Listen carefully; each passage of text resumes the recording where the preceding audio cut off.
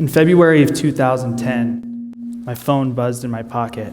Freshman English class, when I received a text message from the team captain on our baseball team.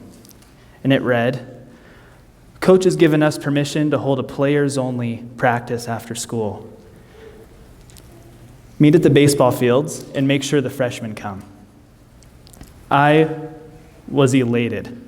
My whole entire life had been spent practicing and training for baseball, and it was my goal to make the varsity team as a freshman. This text message confirmed to me that, at least in the eyes of my teammates, that I belonged on the varsity team. I had no idea that I might be being groomed for something truly awful.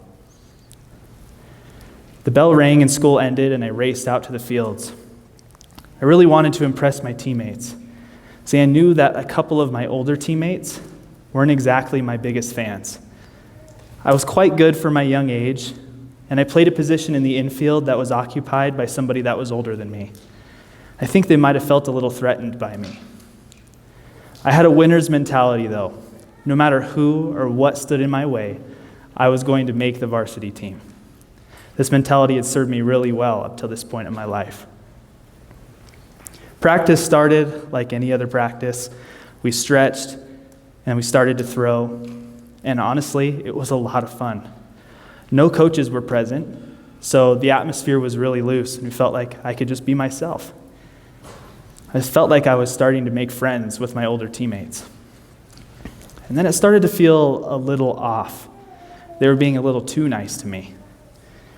I was just about to ask what was going on when commotion started everywhere. Somebody must have said the magic word, because all 12 players on the field turned and sprinted right at me. I didn't know what to do, so I just froze. Was this some sort of freshman hazing? I didn't know, but the look on their faces told me that this wasn't going to end well for me. The leader of the pack got to me, and he threw me on the ground face down and started beating me from behind. He punched me in the ribs and he punched me in the back of the legs while another player jumped on, and then another, and then another, and then another, until the entire team was on top of me in a dog pile. I didn't know what to do, so I froze underneath their weight. And then I mustered up just enough breath to yell, "Get off of me, I can't breathe." They just laughed and kept beating me. And that's when the main perpetrator decided to take it way too far. I felt a hand slide down my pants, and then another hand. He began to fondle and yank my genitals. He removed my protective equipment, and then started to beat me in my genital areas. As if this wasn't bad enough, the main perpetrator took it another step, and he shoved his finger up my anus. I felt my soul leave my body. I didn't know what to do, so I just laid there and I let them finish. When they were done, they left me beaten and battered on the cold, hard ground. Nowadays, there's a lot of education centered around rape and sexual assault in schools. Most of that education, though, is about males sexually assaulting females. And most of that is centered around date rape. Not all rape is date rape, and we need to know the difference. 25% of males will experience contact sexual violence in their lifetime. 25%. So how come we never talk about it? Maybe it's because of those male sexual assault victims, only a quarter of them will actually report their assaults to the police. So I ask, why would men not want to report their assaults to the police? I was 14 years old when I was beaten and sexually assaulted by my friends, by my teammates, by the people that I thought loved me, and by the big men on campus. The last thing in the world that I wanted to do was to tell somebody about it. I was embarrassed. I was worried that my popularity at school would disappear. I was worried about what my girlfriend would think of me. And I was worried that I would appear as less of a man than the people who assaulted me. All in all, I was just worried I wouldn't receive any support. How could a police officer ever fix that?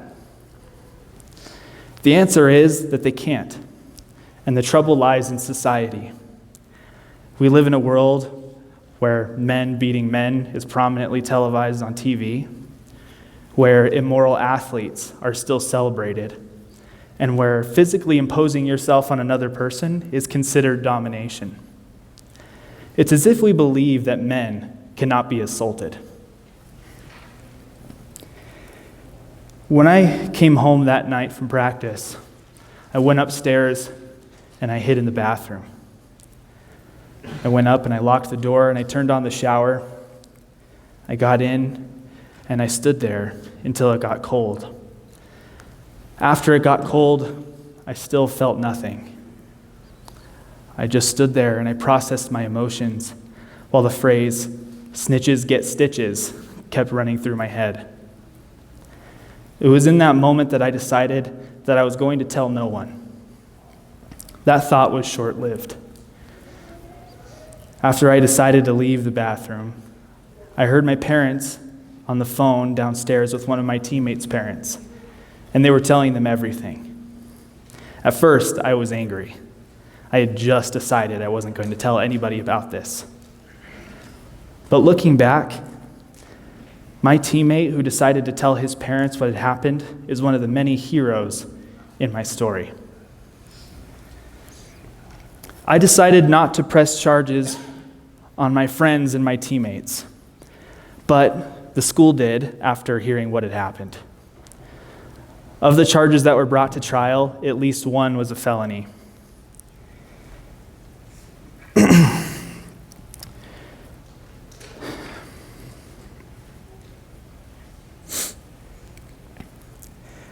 I remember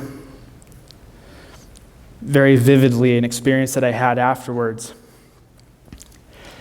where I learned that the investigative process for male sexual assault victims can be nearly unbearable.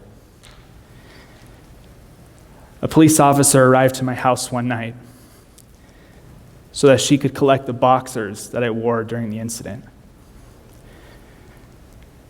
She was a female police officer, and so I was particularly embarrassed to give her my boxers. But this woman left a huge impact on me. Despite me being one of the only male sexual assault victims that she had ever worked with in her long career, she treated me with the utmost respect. She handled my evidence with care, and overall I felt like she felt my pain, and she listened to me. Officer, I don't know if you're listening to this, but thank you. I never had the chance to tell you that. Now imagine if she had been raised to think that boys will be boys and that this was just some freshman hazing. I think my life would be a lot different. It didn't take long for the people at my school to find out that I was the one that turned these kids in and that I was the reason that the popular kids at school were getting in trouble. I remember seeing the stares and hearing the rumors, and I felt so alone. So what did I do? I went and I hid in the bathroom. I hid from the world. I hid there until somebody made me come out. As a group, male survivors report a lack of recovery services for sexual assault victims. Many of the current recovery systems in place are centered around the many females that are raped and sexually assaulted every year. With all of my investigations with the police and all of my discussions with my school, nobody ever told me to receive mental health counsel. I never saw a doctor outside of the investigation, and I never received medication for my anxiety and depression. Despite all of the warning signs being there, nobody informed me or my parents that I might be suffering from mental health issues. Instead, I often heard words like, suck it up, or be a man, or get over it. Or my personal favorite, hey, yeah, you're the guy that got hazed. People were acting as if I just got beat up. And what I realized shortly was that they were never taught the difference. And we can change that. Fast forward to today, I married my high school sweetheart. I started a company that's made millions of dollars. I played on a full ride scholarship in baseball in college. And most importantly, I'm now a baseball coach at the local high school, coaching kids that were the same age as me when I was assaulted. And I think that when I was 14, I wanted to hide away from the world. I wanted to contribute to the problem that male sexual assault is never talked about. Thank goodness for my teammate who decided to stand up and speak out, who made me speak out. And thank God I left the damn bathroom and got up on this stage. If you or a loved one has been sexually assaulted, I hope that you can speak out too. Together, we can share a message to the world. That message being men and boys can be sexually assaulted too. Thank you.